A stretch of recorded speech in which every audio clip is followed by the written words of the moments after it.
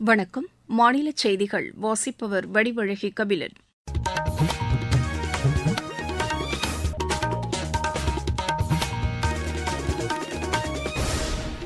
தலைப்புச் செய்திகள். பிரதமர் திரு நரேந்திர மோடி புதுதில்லியில் இன்று கத்தார் மன்னர் திரு ஷேக் தமீம் பின் ஹமாத் அல்தானியுடன் இருதரப்பு பேச்சு நடத்துகிறார். புதிய தலைமை தேர்தல் ஆணையராக தேர்தல் ஆணையர் திரு ஞானேஷ்குமார் நியமிக்கப்பட்டுள்ளார். திருப்பரங்குன்றம் முருகன் கோவிலில் ஆண்டுதோறும் கார்த்திகை தீபம் ஏற்றி வழிபடுவதற்கான முன்னெடுப்புகளை மேற்கொள்ள வேண்டும் என மத்திய இணையமைச்சர் திரு எல் முருகன் தமிழக அரசை கேட்டுக் கொண்டுள்ளார். தமிழக பட்ஜெட்டில் இடம்பெற வேண்டிய அம்சங்கள் குறித்து பல்வேறு தரப்பினரிடம் கருத்து கேட்பு கூட்டம் இன்று தொடங்குகிறது. மகளிர் பிரீமியர் லீக் கிரிக்கெட் போட்டியில் பெங்களூரு அணி 8 விக்கெட் வித்தியாசத்தில் தில்லி அணியை வென்றது.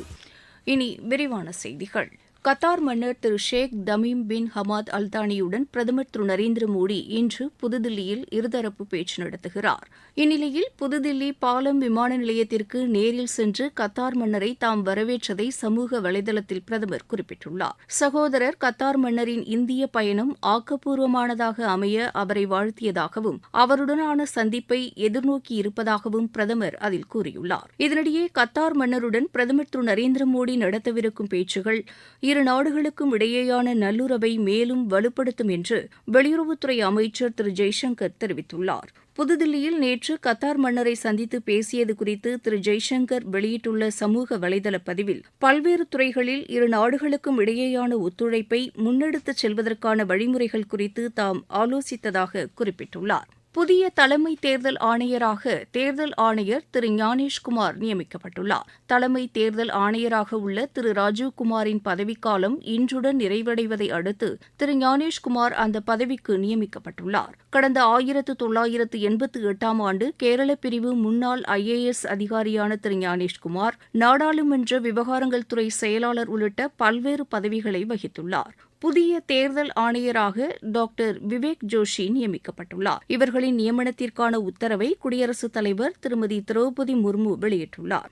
முன்னதாக புதுதில்லியில் நேற்று பிரதமர் திரு நரேந்திர மோடி தலைமையிலான தேர்வுக்குழு கூடி திரு ஞானேஷ்குமாரை தலைமை தேர்தல் ஆணையராக தேர்வு செய்தது. திருப்பரங்குன்றம் முருகன் கோவிலில் ஆண்டுதோறும் கார்த்திகை தீபம் ஏற்றி வழிபடுவதற்கான முன்னெடுப்புகளை மேற்கொள்ள வேண்டும் என்று தமிழக அரசை தகவல் ஒலிபரப்புத்துறை இணையமைச்சர் திரு எல் முருகன் கேட்டுக் கொண்டுள்ளார். இதுகுறித்து சமூக வலைதளத்தில் பதிவிட்டுள்ள அவர், அறுபடை வீடுகளில் முதல் வீடான திருப்பரங்குன்றம் சுப்பிரமணிய சுவாமி கோவில் மற்றும் காசி விஸ்வநாதர் கோவில் தாம் வழிபாடு மேற்கொண்டதாக குறிப்பிட்டுள்ளார். திருப்பரங்குன்றம் மலையை ஆக்கிரமிப்பு செய்ய நினைப்பவர்களின் எண்ணம் ஒருபோதும் தமிழகத்தில் எடுபடாது என்றும் பல ஆண்டுகளாக இந்து மக்கள் வழிபட்டு வரக்கூடிய இந்த மலையை வருவாய்த்துறை ஆவணங்களில் தவறுதலாக குறிப்பிடப்பட்டுள்ள ஒரு தரப்பினர் ஆக்கிரமிக்க முயற்சிப்பதை ஏற்றுக்கொள்ள முடியாது என்றும் திரு எல் முருகன் கூறியுள்ளார். தமிழகத்தில் மாணவர்களின் மேம்பாட்டிற்காக முதலமைச்சர் திரு மு க ஸ்டாலின் பல்வேறு திட்டங்களை நிறைவேற்றி வருவதாக துணை முதலமைச்சர் திரு உதயநிதி ஸ்டாலின் தெரிவித்துள்ளார். சென்னையில் நேற்று பெருநகர குடிநீர் வழங்கல் மற்றும் கழிவுநீர் அகற்று வாரியம் சார்பில்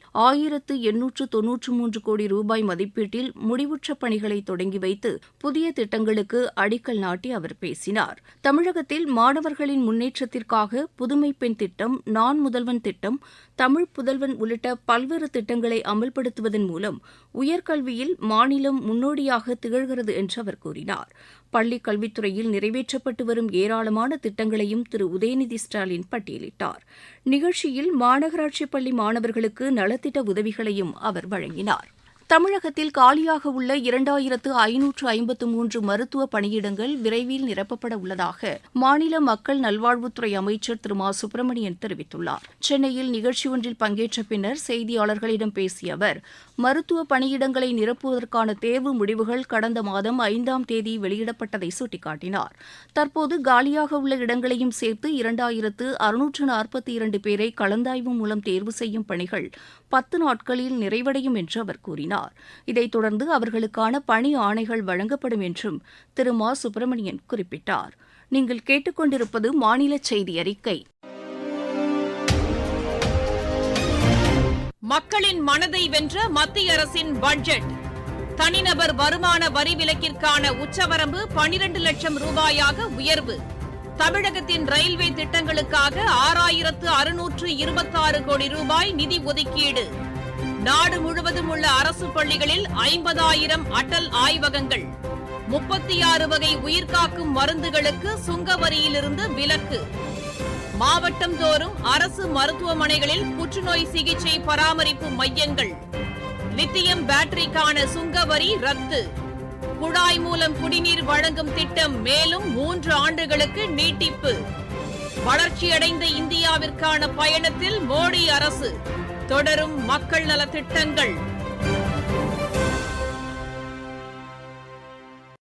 இந்தியாவின் வரி குறைப்பு நடவடிக்கைகள் மற்றும் சுயசார்பு முயற்சிகள் தொடரும் என்று மத்திய நிதியமைச்சர் திருமதி நிர்மலா சீதாராமன் தெரிவித்துள்ளார்.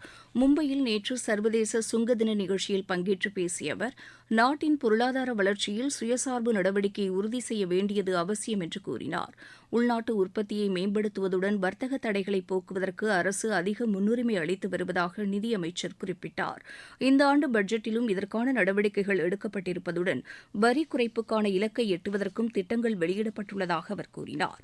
மத்திய மறைமுக வரிகள் வாரியம் உலகளாவிய சுங்கத் தீர்வையை கருத்தில் கொண்டு பல்வேறு நடவடிக்கைகளை எடுத்து வருவதாகவும், கோவிட் பெருந்தொற்று காலத்தில் சுங்கத்துறையின் செயல்பாடுகள் பாராட்டுக்குரிய வகையில் அமைந்ததாகவும் அமைச்சர் தெரிவித்தார்.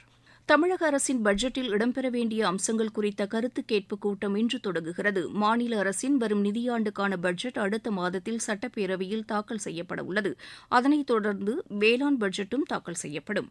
இந்த நிலையில் பட்ஜெட்டில் மக்களின் கருத்துக்களை இடம்பெறச் செய்யும் வகையில் பல்வேறு அரசுத் துறைகள், அமைப்புகளின் கருத்துக்களை கேட்பதற்கான கூட்டம் சென்னை தலைமைச் செயலகத்தில் இன்று தொடங்கி 3 நாட்கள் நடைபெறுகிறது.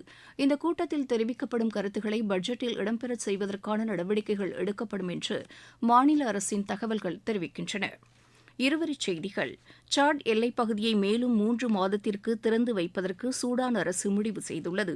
யுக்ரைனில் 3 ஆண்டுகளாக நடைபெற்று வரும் போரை முடிவுக்கு கொண்டுவர அமெரிக்க, ரஷ்ய அதிகாரிகள் இன்று பேச்சு நடத்தவுள்ளனர். தில்லி புதிய முதலமைச்சரை தேர்வு செய்வதற்காக பிஜேபி சட்டப்பேரவை உறுப்பினர்களின் கூட்டம் நாளை புதுதில்லியில் நடைபெறவுள்ளது. திண்டுக்கல்லில் பிஜேபி சார்பில் பட்ஜெட் விளக்க பொதுக்கூட்டம் நடைபெற்றது. கள்ளக்குறிச்சி மாவட்டத்தில் தனியார் துறை சார்பில் வரும் 23ஆம் தேதி வேலைவாய்ப்பு முகாம் நடைபெறவுள்ளது. தமிழ்நாடு மாநில ஊரக வாழ்வாதார இயக்கம் சார்பில் பாலின வன்முறைக்கு எதிரான உறுதிமொழி ஏற்பு மாவட்ட மகளிர் திட்ட அலுவலக வளாகத்தில் நடைபெற்றது. விளையாட்டுச் செய்திகள். மகளிர் பிரீமியர் லீக் கிரிக்கெட் போட்டியில் பெங்களூரு அணி 8 விக்கெட் வித்தியாசத்தில் தில்லி அணியை வென்றது. வதோதராவில் நேற்று நடைபெற்ற ஆட்டத்தில் முதலில் விளையாடிய தில்லி அணி 19.3 ஓவரில் அனைத்து விக்கெட்டுகளையும் இழந்து 141 ரன் எடுத்தது. 142 ரன் என்ற வெற்றி இலக்குடன் பின்னர் விளையாடிய பெங்களூரு அணி 16.2 ஓவரிலேயே 2 விக்கெட் இழப்பிற்கு 146 ரன் எடுத்து வெற்றி பெற்றது. அதிகபட்சமாக கேப்டன் ஸ்மிருதி மந்தனா 81 ரன்னும், ஹோர்ஜ் 42 ரன்னும் எடுத்தனர். இன்று நடைபெறவுள்ள ஆட்டத்தில் குஜராத் மும்பை அணியை எதிர்கொள்கிறது. வதோதராவில் இப்போட்டி இரவு மணி 7:30க்கு தொடங்குகிறது. புரோ லீக் ஹாக்கிப் போட்டியில் இன்று நடைபெறவுள்ள ஆடவர் பிரிவு ஆட்டத்தில் இந்தியா ஜெர்மனியை எதிர்கொள்கிறது. புவனேஸ்வரில் இப்போட்டி இரவு மணி 7:30க்கு தொடங்குகிறது. முன்னதாக மாலை மணி 5:15க்கு நடைபெறும் மகளிர் பிரிவு ஆட்டத்தில் இந்தியா ஸ்பெயினை எதிர்கொள்கிறது. கத்தார் சர்வதேச டென்னிஸ் போட்டியில் இந்தியாவின் யூகி பாம்ரி, குரேஷியாவின் இமான் டோடிக் இணை காலிறுதிக்கு முன்னேறியுள்ளது. தோஹாவில் நடைபெற்று வரும் இப்போட்டியின் ஆடவர் இரட்டையர் பிரிவு காலிறுதிக்கு முந்தைய சுற்று ஆட்டத்தில் இந்த இணை 6-3, 6-4 என்ற செட் கணக்கில் ஸ்பெயினின் டேனியல், கத்தாரின் முபாரக் சயீத் இணையை வென்றது. இந்திய துப்பாக்கிச் சுடும் வீராங்கனை மனு பாக்கர் இந்த ஆண்டுக்கான பிபிசியின் சிறந்த இந்திய விளையாட்டு வீராங்கனையாக தேர்வு செய்யப்பட்டுள்ளார். பாரிஸ் ஒலிம்பிக் போட்டியில் 2 தங்கப் பதக்கங்களை வென்று மனு பாக்கர் சாதனை படைத்திருந்தார். இந்த விருதுக்கு 5 பேரின் பெயர்கள் பரிசீலிக்கப்பட்டிருந்த நிலையில் மனு பாக்கர் அறிவிக்கப்பட்டுள்ளார். 5வது கேலோ இந்தியா குளிர்கால விளையாட்டுப் போட்டியின் 2வது கட்ட ஆட்டங்கள் போதிய பனிப்பொழிவு இல்லாததால் ஒத்திவைக்கப்பட்டுள்ளது. மீண்டும் தலைப்புச் செய்திகள். பிரதமர் திரு நரேந்திர மோடி புதுதில்லியில் இன்று கத்தார் மன்னர் திரு ஷேக் தமீம் பின் ஹமாத் அல்தானியுடன் இருதரப்பு பேச்சு நடத்துகிறார். புதிய தலைமை தேர்தல் ஆணையராக தேர்தல் ஆணையர் திரு ஞானேஷ்குமார் நியமிக்கப்பட்டுள்ளார். திருப்பரங்குன்றம் முருகன் கோவிலில் ஆண்டுதோறும் கார்த்திகை தீபம் ஏற்றி வழிபடுவதற்கான முன்னெடுப்புகளை மேற்கொள்ள வேண்டும் என மத்திய இணையமைச்சர் திரு எல் முருகன் தமிழக அரசை கேட்டுக் கொண்டுள்ளார். தமிழக பட்ஜெட்டில் இடம்பெற வேண்டிய அம்சங்கள் குறித்து பல்வேறு தரப்பினரிடம் கருத்து கேட்பு கூட்டம் இன்று தொடங்குகிறது. மகளிர் பிரீமியர் லீக் கிரிக்கெட் போட்டியில் பெங்களூரு அணி 8 விக்கெட் வித்தியாசத்தில் தில்லி அணியை வென்றது. இத்துடன் இந்த செய்தி அறிக்கை நிறைவு பெற்றது.